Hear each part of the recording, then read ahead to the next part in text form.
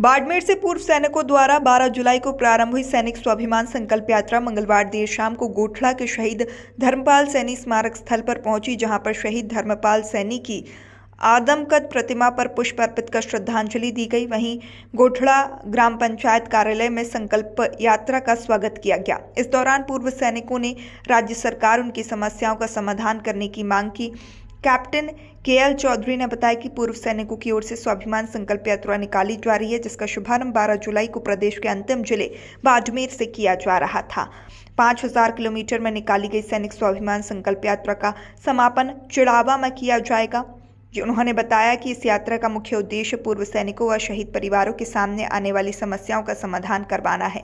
Captain Chaudhary ने बताया कि पूर्व सैनिकों की ओर से राज्य सरकार से पिछले काफी समय से सैनिकों के पुनर्वास, विसंगति व अन्य विसंगतियों को दूर करने, सैनिकों व उनके परिवार के साथ होने वाले अमानवीय व्यवहार के लिए अलग से विशेष कानून बनाने, सैनिक की पेंशन संबंधित विसंगतियों को दूर करने की मांग की जा रही है।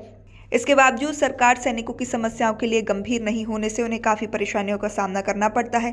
इस दौरान उन्होंने सरकार से सैनिकों व उनके परिवारों को होने वाली समस्याओं का समाधान करने की मांग की है। इस दौरान पूर्व सैनिकों ने शहीद धर्मपाल सैनी की प्रतिमा पर पुष्प अर्पित कर श्रद्धांजलि दी।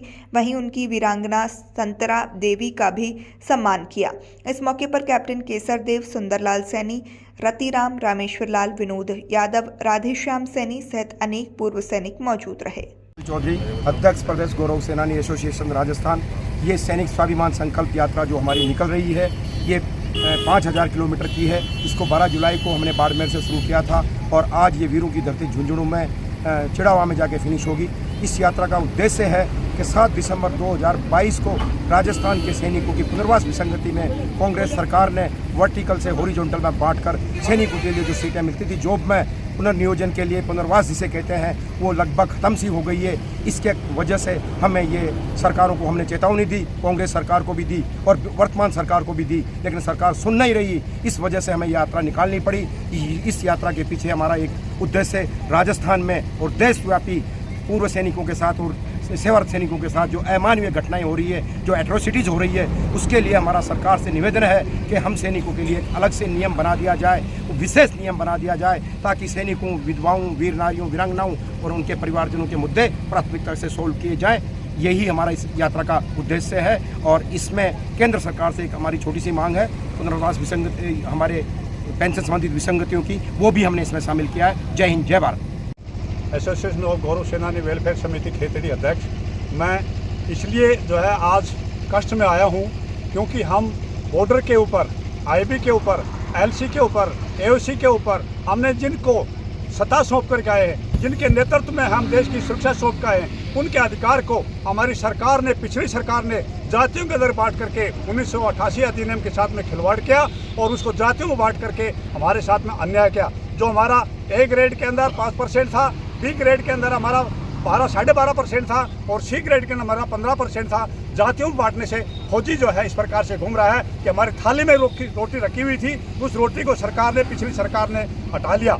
और हम जो है इस सरकार से भी मांग कर रहे हैं। 2-3 बार मुख्यमंत्री साहब से मैं पर्सनल मिल लिया और पर्सनल मेरे मुद्दे जो पूरे राष्ट्र के हैं, पूरे राजस्थान के हैं, इनको दिया, लेकिन उस पर कोई संज्ञान लिया। अभी जो है हमारे साथियों ने ये बहुत बड़ी यात्रा की है कि पूरे देश के, पूरे प्रदेश के सैनिक जग चुके हैं। हमारे सैनिकों को साथ में जो सिर्फ शहीद होकर आता है तो उस दिन इतना मेला लगता है कि पूरा देश इस शहीद के साथ में, लेकिन उसकी वीरांगना दर की ठोकर खाती मिलती है। उसको कोई भी अनुकंपा नौकरी के लिए, उसके बच्चों के लिए कोई फैसिलिटी नहीं मिलती है। वो आरोपी में हमारे को मोदी जी ने दिया।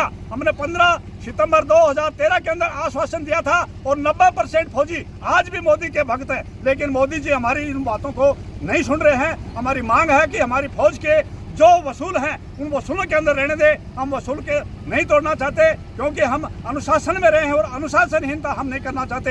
ये सिर्फ एक संविधान के तहत हम जो कार्रवाई कर रहे हैं, पिछले 2-3 साल से हम जो मांग कर रहे हैं, तो सरकार से, सेंट्रल सरकार से भी और राजस्थान सरकार से भी हम निवेदन करते हैं कि फौजियों के बारे में जो वो ध्यान दें और जो हमारी जो शर्तें हैं उनको दोबारा से लागू करें, ये हमारी मांग है। इसलिए ये यात्रा निकली है। ये यात्रा के अंदर जो जाबाज साथी इसको मुहिम को लेकर के चले हैं, मैं खेतरी में उनका आने पर हार्दिक अभिनंदन और स्वागत करता हूं। और इसी प्रकार से हर फौजी राजस्थान का जग चुका है। हमें जो है बॉर्डर के ऊपर जब ट्रिगर से अंगुली दबाना जानते हैं, तो हम अब ईवीएम से भी जो है अंगुली दबाना सीख चुके हैं, क्योंकि हमने वैलेट के ऊपर वोट डाला था। लेकिन अभी हम ईवीएम का इस्तेमाल करेंगे। किस प्रकार से करेंगे? जो हमारा साथ देगा उसका साथ करेंगे। सभी दर्शकों को नमस्कार, आदाब। आप देख रहे हैं जनमानस शेखावाटी न्यूज।